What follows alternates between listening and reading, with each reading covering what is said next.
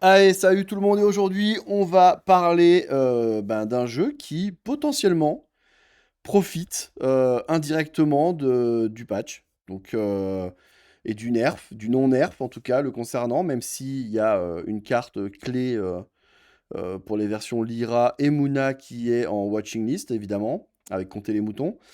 Mais là, pour ne rien vous cacher, c'est une vidéo qu'on devait faire un petit peu avant parce que Tonio, tu m'avais contacté. D'ailleurs, merci évidemment d'être là. On peut enfin faire cette vidéo, c'est cool.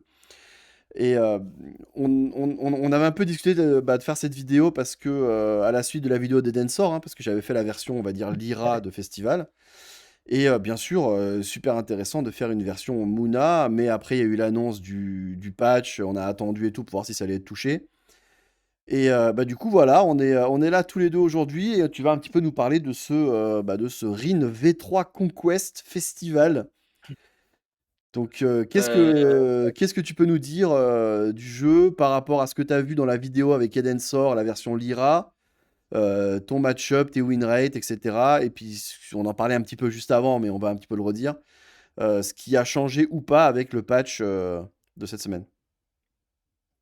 alors déjà, ce qui change pas mal avec la version Lyra, c'est que déjà en RIN, en tout cas avec ma version, j'ai deux win conditions. Donc il y a la win condition festival classique, et il y a aussi le fait que, alors je joue des grosses créas, pas mal de drop 3, et ce qui fait que je peux aussi être très menaçant au stat et sur les XP. Et donc c'est un peu la particularité de la liste RIN que je joue, c'est que notamment il y a une unité qui perd ma ancre et qui est un peu terrifiant. Et qui me permet vraiment de setup des boards très très ridicules, Ouais. notamment en combo avec le Quetzal. Et c'est d'ailleurs ce qui me faisait gagner le Quetzal, notamment une carte tech que je jouais exclusivement contre Trace. Bien sûr, ouais. Mhm. En fait, une fois que j'avais le combo Quetzal plus Perma-Encreur, globalement Trace, il pouvait ni gérer le board et le festival en même temps, enfin à moins d'avoir l'avalanche, le mieux c'était en rare déjà dans la main. S'il n'y avait pas ça, souvent ça faisait 2-0. Ensuite, je pouvais poser un festival gratuitement et ça commençait à être très très dur pour Trace. Ok. Et donc là où cette 4 j'étais extrêmement bien, c'est que globalement dans la méta, dans les top decks méta, j'avais des bons match-up. Typiquement dans tous les match-up Bravos, du coup j'avais fait les calculs Weekly 6, j'ai fait 19 victoires pour 22 games. Contre Bravos, Donc ouais, ok. j'ai lâché 3 games contre Bravos, une contre Epsilon en HCD, je me rappelle qu'elle a fait une sortie de dingue, du coup bah, le Ok.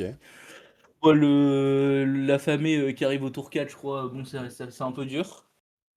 Et un contre un Kojo et une Bazira, mais globalement, j'ai très très peu perdu. Je suis à 9 sur 10 contre Kojo, donc ce qui est pas mal au vu de la méta du 7-4. Et ce qui était pas mal avec le deck, c'est que j'avais un match-up 50-50 contre Sigis, et contre Trace, c'était pas horrible. En fait, ça dépendait vraiment pas mal de ma sortie. Puisque Trace, c'était pareil, il avait souvent tendance à garder beaucoup d'options pour gérer le festival, un peu comme Sigis. Et en fait, à la fin, je me retrouve à menacer à la fois au stat et au festival, et ça devient difficile à gérer sur les deux plans, quoi. Bah clairement, hein, c'est le problème, c'est-à-dire que quand Sigismar va ouvrir sa main et qu'il voit que tu joues contre un festival, on est obligé de garder. Alors, on va dire le festival Muna, on est obligé de garder retrait de licence parce que tu as les discussions qu'on avait avec les versions Lyra, After You et tout, vraiment, mis à part virer l'opéra, il sert pas à grand-chose le retrait de licence au final, vaut mieux virer les créatures. Mais oui, oui, c'est très très oppressant et si en plus de ça, tu arrives à avoir la win condition de Aloe Vera nous emmerde, Coucou nous emmerde. De toute façon, ça, c'est des cartes, vous devez le savoir, hein. Et évidemment, Mhm. un bon T1 qui pose une Coppelia au T2 sur les bons biomes, c'est extrêmement compliqué pour CJ de lutter. C'était ça, ouais. Clairement, ouais. Mais après, comme tu dis, j'avais préféré poser mon coucou en face du token et me dire que au T2, si je posais un festival, j'aurais un gros body qui pouvait potentiellement me faire avancer. Oui, oui, bah bien sûr, oui. C'était globalement ça l'idée. En fait, je prenais souvent du retard contre Sigis. Et du coup, pour ceux qui jouaient pas des Sigis avec des grosses uniques de draw, souvent en fin de game, et je pouvais aussi abuser des acapella pour justement un peu tuer votre CA. Mhm. Et du coup, j'ai pas mal joué ce genre de truc pour me donner plus d'options en fait. Comment tu vois le patch là? Parce que concrètement, bah, Festival est un des decks, qui était déjà OK tier avant le patch et qui là n'est pas Mmh mh. touché et du coup alors il se trouve que ce sont des decks, contre qui tu avais, pas forcément un mauvais match-up, hein, tu viens de nous le dire. Mais, là, il y a le Compter les moutons qui est en watching list. Vous avez, je crois, rien, enfin en tout cas dans les Lyra n'ont rien dans le 7-5. Dans Mmh. vous avez rien qui va vous aider dans le 7-5 non plus? Moi, je pense que il y a des bonnes rares, enfin, en tout cas, je vais tester en Rin. Ouais, Typiquement, moi, dans ma version, le Houdini, je pense qu'il est très fort, le Harry Houdini. ouais. En fait, c'est une pioche pour 2 qui fera un after you à 1, de la réserve, mais c'est surtout que, pour 2 ça me permet de piocher, probablement gérer mon 1-1 un peu comme je veux en Rin, et c'est surtout, dans l'idée d'avoir un perma encore, ça me permet de rancrer un truc pour pas cher, quoi. Vu Mmh. que je joue des permas encore avec arrivée d'un personnage. D'accord. Donc ça me paraît être une bonne carte. Il y a le Cueilleur Rekka aussi qui me semble être bien. Le cueilleur Justement toujours dans l'idée écasse, c'est lequel déjà c'est le celui cueilleur? qui il me semble qu'à midi, il crée une graine de mana, OK. il me semble. Et OK, du coup, OK. bah, encore dans l'idée de pouvoir le garder plusieurs tours, c'est plutôt une bonne carte. D'accord et là, du coup, quand tu disais que tu avais des bons match-up contre les decks qui ont été touchés un peu de la méta, Mmh mh. je sais pas si tu croises encore des Trestes là, depuis 2-3 jours qu'il y a eu le patch? Sigismar certainement moins, Bravos, je sais pas trop, mais ça, c'est encore un rappel, c'est une méta un peu temporaire, hein, avant qu'il y ait le 7-5. Comment tu Là, le sens un peu? pour l'instant, j'ai très peu joué, Rin, Festival, depuis j'avoue, ça fait un petit moment où sur le ladder pour monter, j'ai bien abusé de Traced, Ouais. qui m'a emmené je crois 4e ou 5e à un moment, donc c'était pas mal. Et là, je joue d'autres trucs en ce moment, bon, je sens que j'ai un peu fait le tour de ce festival au 7-4, donc voilà, mais je pense que, heu, on avait tellement une bonne place, en tant que deck anti-méta que je vois pas comment on peut être mieux, ne serait-ce qu'au sept enfin au 7-5. Enfin moi je le vois comme ça, Ouais. surtout que, par contre j'ai vu beaucoup de Lindy Way, beaucoup de Fen, là en jouant, depuis le patch. Et Ouais. c'est typiquement des match-ups qui sont très très durs pour le festival en fait. Le bounce côté Lyra, quand tu peux bounce un Requiem de 3 fois pour tuer les 3 festivals, c'est un peu embêtant. Et pareil, Lindy Way qui est probablement un des pires match-ups en festival avec les Isba qui permettent juste d'attendre de voir le tour et de faire un Mmh. zoo en fin de tour et du coup tuer la condition de victoire. Donc c'est pour ça que moi perso, alors beaucoup de gens pensent que le festival va dominer, je suis pas sûr de ça. En tout cas, côté Moona, c'est sûr que je pense qu'on avait trop un bon setup en termes d'anti-méta pour tuer Bravos. Que là, en tout cas, avant l'arrivée du 7-5, tant que Bravos aura pas spécialement retrouvé des gros outils, je pense pas qu'on soit au max du max, quoi.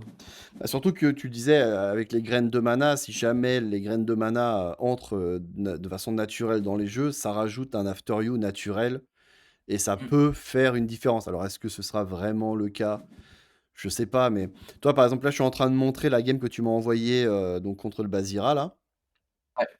et on voit que, bah, tout à fait, évidemment, avec ton deck, tu contestes complètement le Basira en termes d'XP au début, tu vois? Il y a un partout, ça avance et tu te gardes, bien sûr, la possibilité de faire festival.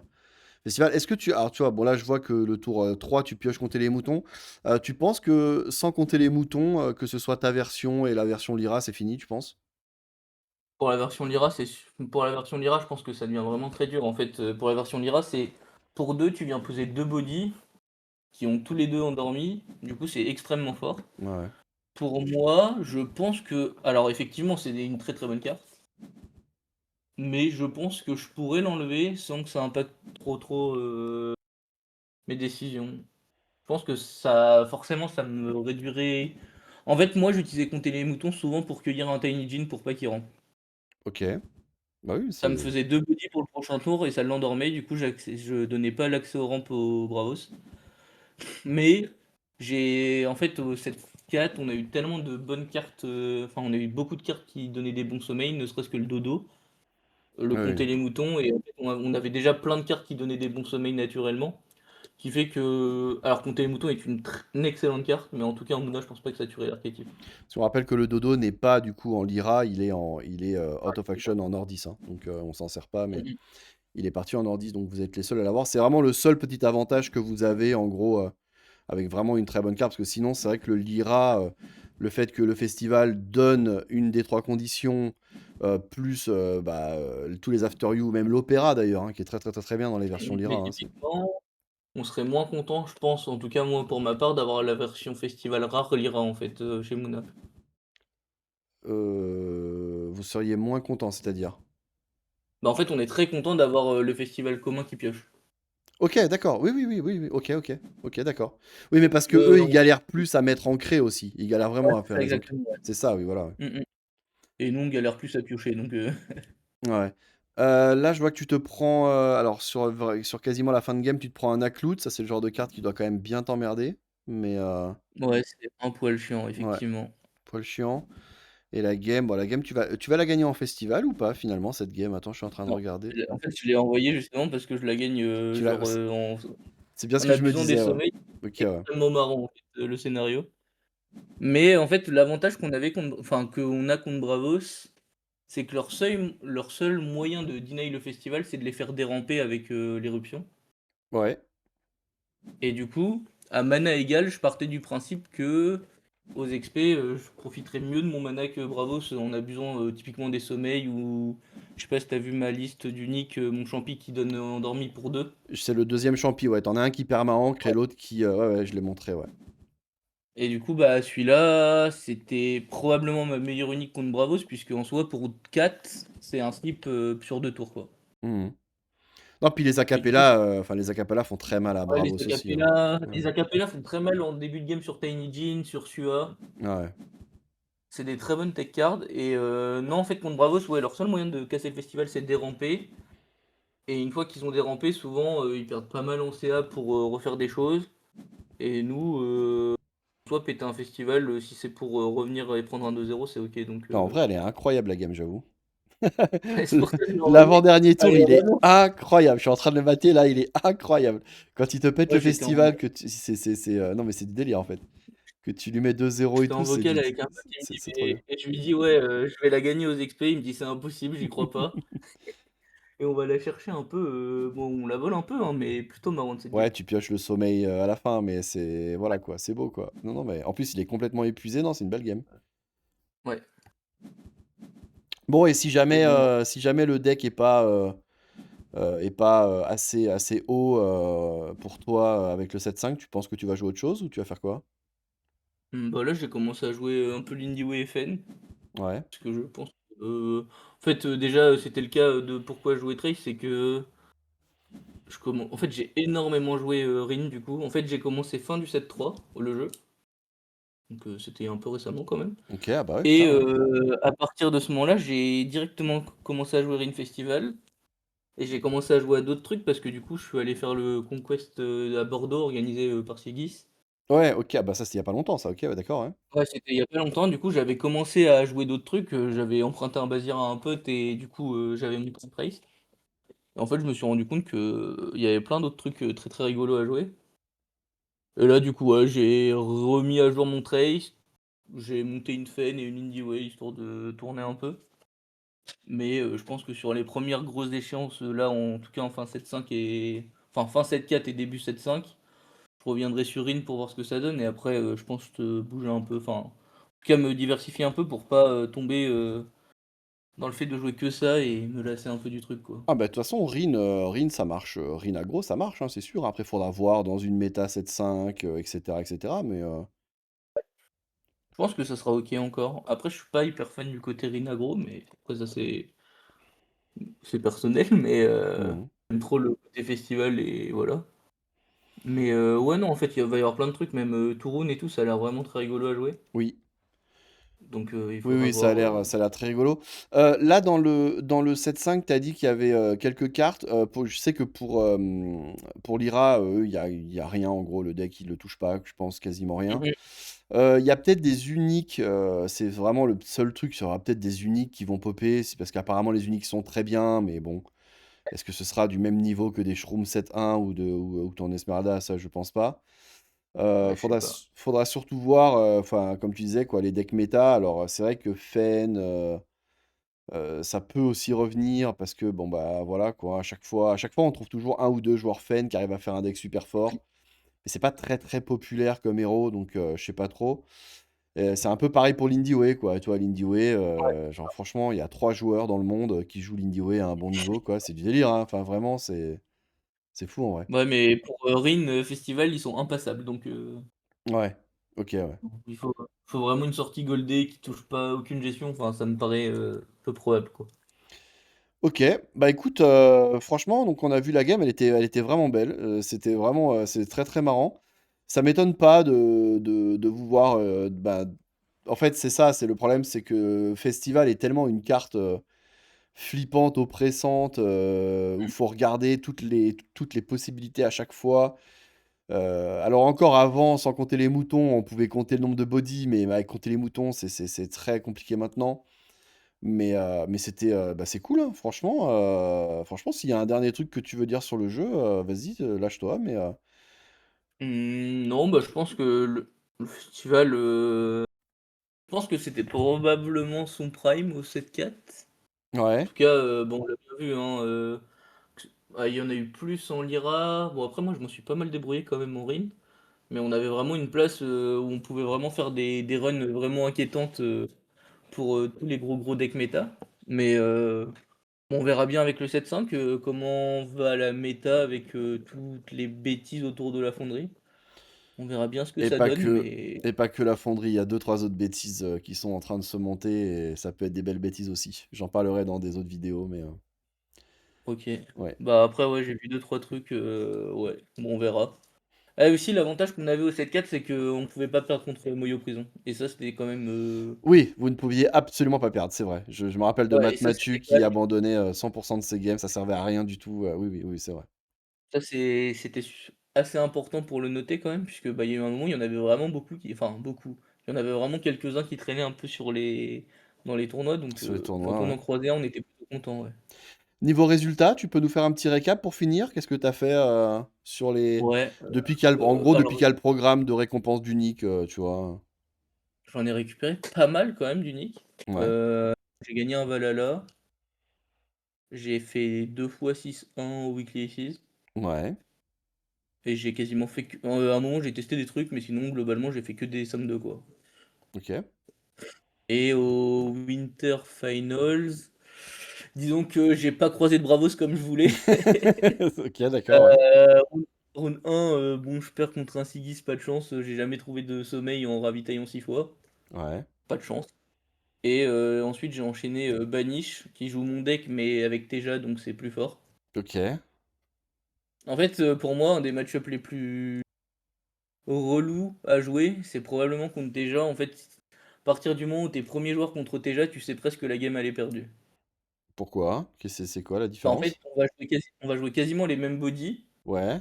Du coup, je vais jouer mon body, il va le jouer en face du mien, je vais pas activer Rin et c'est déjà Ah, trop chiant en d'accord, tu fait. pars pour l'activation de Rin. Ok, ouais. Ouais, ouais, ok. Ouais, c'est ça. Et du coup, bah, en fait, on aura quasiment la même CA tout le long de la game parce que d'habitude, avec Rin, ce qui est cool, c'est que tu vas chercher tes options en passant en forêt. Mhm. Et à partir du moment où t'es premier joueur contre Teja, tu sais presque que tu verras jamais de cartes en plus par rapport à lui, donc ça devient compliqué.